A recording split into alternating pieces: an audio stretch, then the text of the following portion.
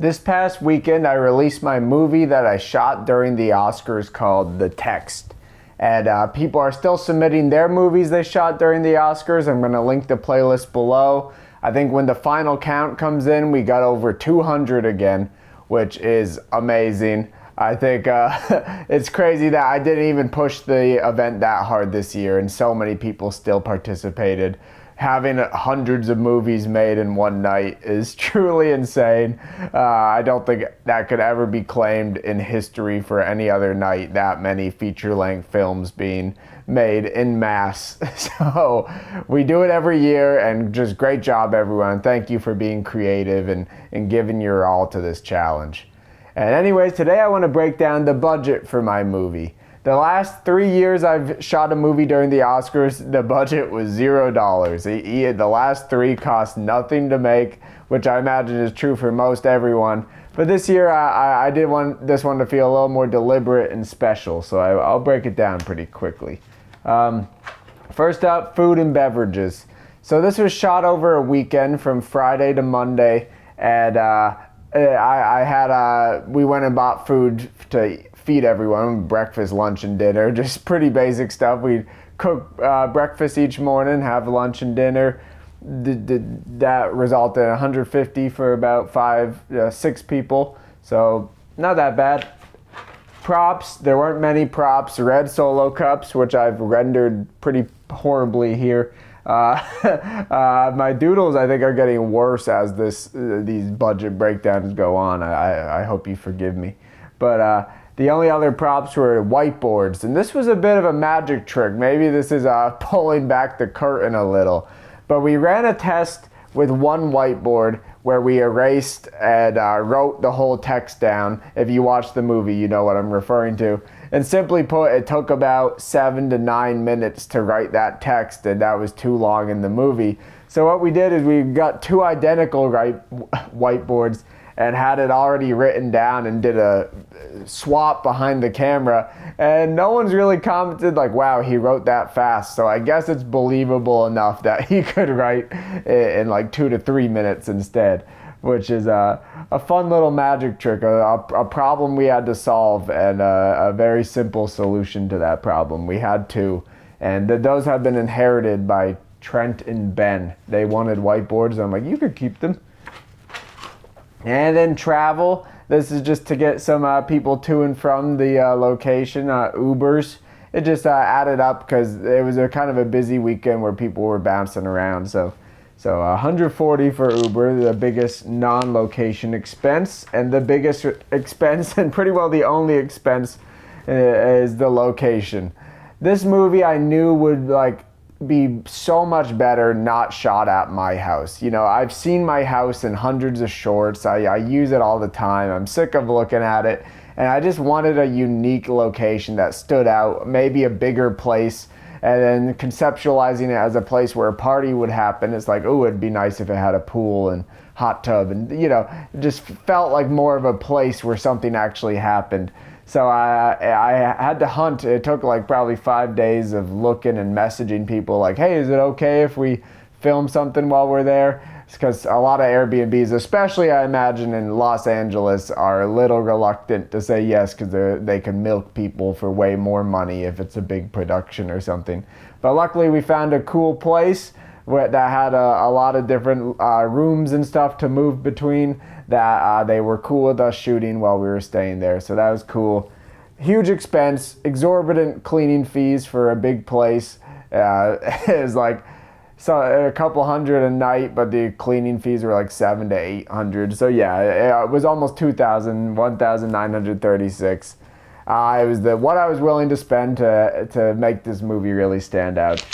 And that brings it to a total of $2,266, which is somehow more than the first month, even though we only shot for a couple of days, but it really was just that location, because my January movie, the Caleb movie, was all places I lived and people I knew, and bringing a big old mansion into it definitely will quickly make it surpass that movie.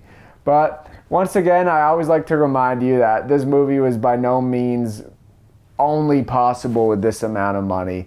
you could pull back, conceptualize. I could have shot this at my house with my friends and still have some pretty cool blocking. You know, there's cool shots I could get out the window. We have balconies. A long shot could still be cool here. I just personally was so sick of seeing my own place and stuff because I've made so much stuff here that I was like, I want this movie to have a unique location that's unique to it. So people aren't being distracted or reminded of, oh, I've seen this and this and this shot here. So yeah, 2,266. Probably one of, if not probably the most expensive movie shot during the Oscars out of anyone. I imagine most people aren't getting close to this number.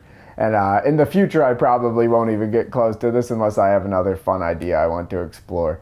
But I just want to say thank you all so much for going crazy and making a movie during the Oscars. I think I have my thank you page out of order here. Let's go back to it. There's my thank you page. And thank you so much for shooting a movie during the Oscars. It's a crazy challenge. I think sometimes I get frustrated seeing the comments like, this is stupid. Why rush a movie? Why do this? Totally missing the point that this is about saying fuck it and just creating something. You know, why do a movie as a challenge? Movies have to be intentional. Who says what a movie has to be? How many fucking dog shit movies in theaters are intentional? You know, was Suicide Squad intentional? Was that like, oh, this story needed to be told?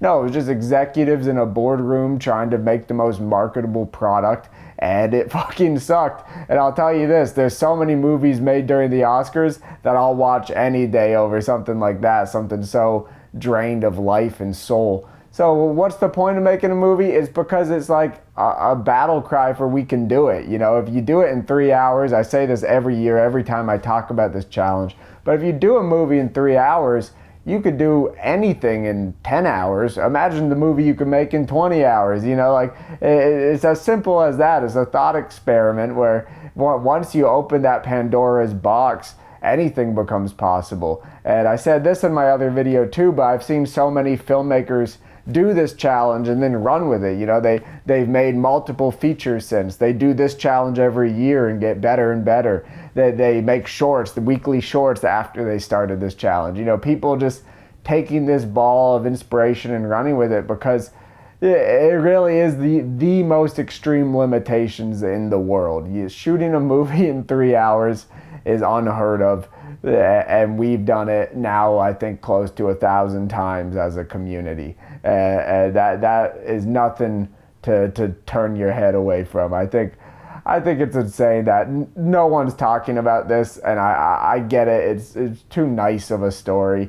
You're not going to get clicks on your entertainment article about, oh, a bunch of people shot movies for $0 and they're messy and sloppy and funny and free. That's not a clickable headline. You need drama, like SNL stole from Joel. The only time people wrote about anything I do is when it's negative, and people just thrive off that negativity. But we're doing something beautiful here. We're doing something special, and anyone and everyone who participated should feel proud just for making something. And I want to thank you all for making something.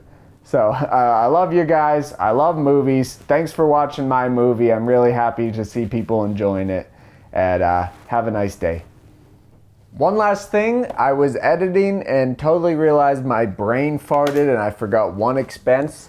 There was a problem we had to solve with the movie, which was how to keep the camera alive for a long time. And I got a new battery set up that cost about $150. And what it is this. It's one of these mounts that goes on top of the camera and uses these big ass batteries. And I got 4 of them with this charger. That's why it costs so much. I'm just like, I don't want to be in a event where I'm waiting for the batteries to charge when we have to be filming. So this is now something I also have in my toolkit. I always say that if you get a new thing, it just makes it so you have an expanded toolkit. So yeah, I got a bunch of fucking batteries and a mount. And this worked great. The camera would run for almost like 3 hours on these things. I only switched the battery twice when we were doing all 3 takes. And so that brings the actual total up to 2,416. So yeah, have a nice day, guys.